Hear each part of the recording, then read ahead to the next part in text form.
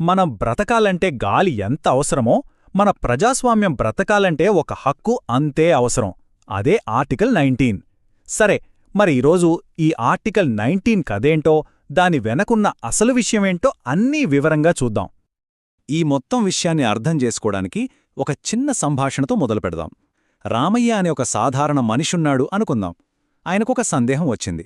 అసలు మనిషికి స్వేచ్ఛ అంటే ఏంటి అని. దానికి సమాధానం చాలా సింపుల్. పుట్టగానే పీల్చుకోవడానికి గాలి ఎంత ముఖ్యమో, బ్రతకడానికి, మనసులో ఉన్నది మాట్లాడటానికి కొన్ని హక్కులు కూడా అంతే ముఖ్యం. అవే ఈ ఆర్టికల్ 19లో ఉన్నాయి. సరే, బాగుంది. మరింతకీ ఈ స్వేచ్ఛ అంటే ఏంటి? చాలా పెద్ద పదంలా అనిపిస్తుంది కదా, కాని దీన్ని చాలా సింపుల్గా అర్థం చేసుకునే ప్రయత్నం చేద్దాం. చూడండి, స్వేచ్ఛ అంటే నా ఇష్టం, నాకు అడ్డు అదుపు లేదు, నేనేమైనా చేస్తాను అనడానికి లేదు. అలా ప్రతి ఒక్కరూ అనుకుంటే ఇంకేమైనా ఉందా? మొత్తం గందరగోళం అయిపోతుంది. అందుకే మన రాజ్యాంగ నిర్మాతలు చాలా తెలివిగా దీనికి కొన్ని సహేతుకమైన పరిమితులు పెట్టారు. అంటే మన స్వేచ్ఛ వేరొకరి స్వేచ్ఛను కాని, దేశ భద్రతను కాని దెబ్బతీయకూడదన్నమాట. సరే, మరి ఈ ఆర్టికల్ 19 మనకు ఖచ్చితంగా ఏ హక్కులిస్తోంది? వాటికి ఉన్న పరిమితులు ఏంటి? ఇప్పుడు చూద్దాం. ఆర్టికల్ 19 ఇది మనకు, అంటే ప్రతి భారత పౌరుడికి మొత్తం 6 ప్రాథమిక స్వేచ్ఛలను ఇస్తోంది. ఇక్కడ ఒక ముఖ్యమైన విషయం గుర్తుపెట్టుకోవాలి. ఈ హక్కులు కేవలం భారత పౌరులకు మాత్రమే వర్తిస్తాయి.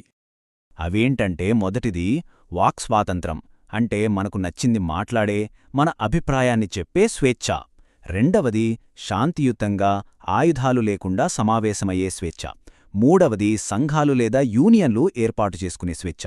నాల్గవది భారతదేశంలో ఎక్కడికైనా స్వేచ్ఛగా వెళ్లే స్వేచ్ఛ. ఐదవది దేశంలో ఎక్కడైనా నివసించే స్థిరపడే స్వేచ్ఛ. ఇక ఆఖరిది, ఆరవది, మనకు నచ్చిన వృత్తి, వ్యాపారం చేసుకునే స్వేచ్ఛ. ఇవన్నీ మన రాజ్యాంగం మనకిచ్చిన గ్యారంటీలు అన్నమాట.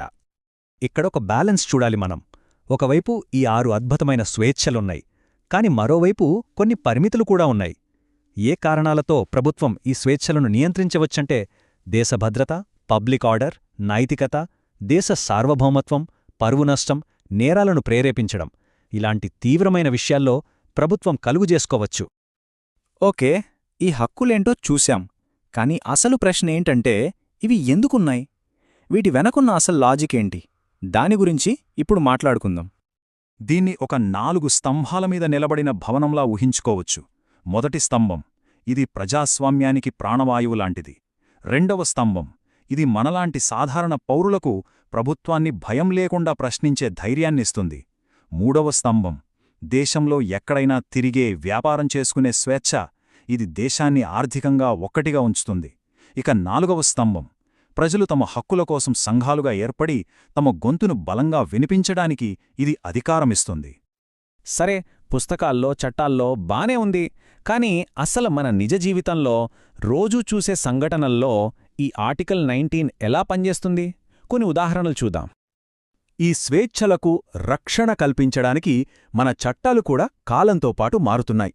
మీకందరికీ తెలిసే ఉంటుంది, పాత ఐపీసీ అంటే ఇండియన్ పీనల్ కోడ్ స్థానంలో ఎప్పుడు కొత్తగా భారతీయ న్యాయ సంహిత అంటే బిఎన్ఎస్ వచ్చింది.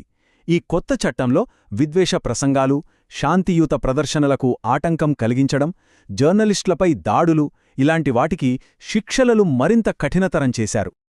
ఇప్పుడు చాలా కామన్గా వచ్చే ఒక ప్రశ్న, ఫేస్బుక్లోనో ట్విట్టర్లోనో ప్రభుత్వం మీద విమర్శ చేస్తూ రామయ్య ఒక పోస్ట్ పెట్టాడు అనుకుందాం.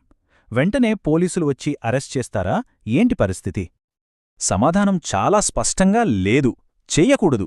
ఎందుకంటే విమర్శించడం వేరు, హింసను రెచ్చగొట్టడం వేరు. ఈ రెండిటి మధ్య చాలా పెద్ద తేడా ఉంది. సుప్రీంకోర్టు కూడా శ్రేయా సింఘాల్ కేసులో చాలా స్పష్టంగా చెప్పింది, కేవలం ప్రభుత్వాన్ని విమర్శించినందుకు అరెస్ట్ చేయడానికి వీల్లేలని ఐటీ చట్టంలోని సెక్షన్ 66ఏను కొట్టేసింది.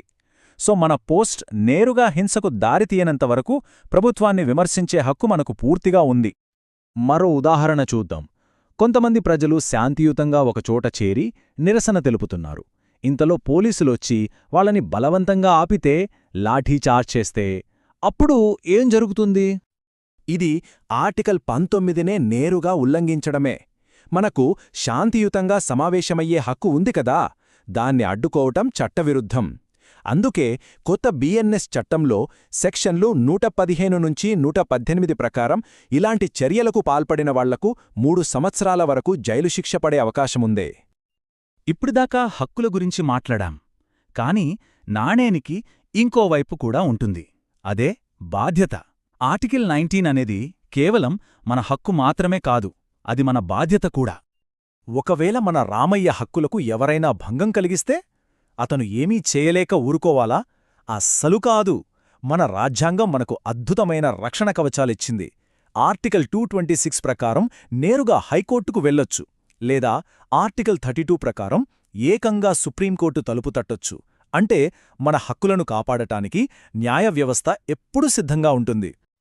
ఇందాక అనుకున్నట్టు ఈ స్వేచ్ఛ అనేది 2 వైపులా పదునున్న కత్తిలాంటిది. ఒకవైపు మన హక్కులను ఎవరైనా కాలరాస్తే మనం కోర్టులకు వెళ్లి న్యాయం పొందొచ్చు, ప్రభుత్వం జవాబుదారీగా ఉంటుంది. కాని మరోవైపు మనమే మన హక్కులను దుర్వినియోగం చేస్తే, విద్వేషం రచ్చగొట్టినా, పక్కవారి పరువు తీసినా అప్పుడు చట్టం ఊరుకోదు. 3 నుంచి 7 ఏళ్ల వరకు జైలు శిక్ష, సోషల్ మీడియాపై నిషేధాలు, ఇలా కఠినమైన శిక్షలుంటాయి. ఇక చివరిగా ఒక మాట. ఈ ఆర్టికల్ 19ని కేవలం రాజ్యాంగంలోని ఒక పేజీగా చూడొద్దు. ఇది ప్రతి పౌరుడి చేతిలో ఉన్న ఒక పదునైన ఆయుధం. మనం మొదట కలిసిన రామయ్యకు ఇప్పుడు విషయం అర్థమై ఉంటుంది. స్వేచ్ఛ అనేది వాడితే శక్తి, అదే దుర్వినియోగం చేస్తే శిక్ష. ఈ ఒక్క మాట చాలు మొత్తం సారాంశాన్ని చెప్పడానికి. రాజ్యాంగం మనకొక శక్తినిచ్చింది, కాని ఒక లక్ష్మణరేఖ కూడా గీసింది. ఆ గీత లోపుంటే అది వరం, దాటితే శాపం. మన గొంతులోంచి వచ్చే మాట, మనం వేసే అడుగు, మనం సంపాదించుకునే జీవనోపాధి, ఇవన్నీ ఆర్టికల్ 19 మన చేతికిచ్చిన ఆయుధాలి. వీటిని మనం ఎలా వాడుతున్నామన్న దానిపైనే మన భవిష్యత్తు, మన దేశ భవిష్యత్తు ఆధారపడి ఉంటుంది. చివరగా ఒక్క ప్రశ్నతో ముగిద్దాం. మన రాజ్యాంగం మన చేతికిచ్చిన ఈ ఆయుధాన్ని ఒక పౌరుడిగా మనం ఎలా వాడుతున్నాం? హక్కుల గురించి మాట్లాడినంత గట్టిగా బాధ్యతల గురించి కూడా ఆలోచిస్తున్నామా? ఒక్కసారి మనల్ని మనం ప్రశ్నించుకోవాలి.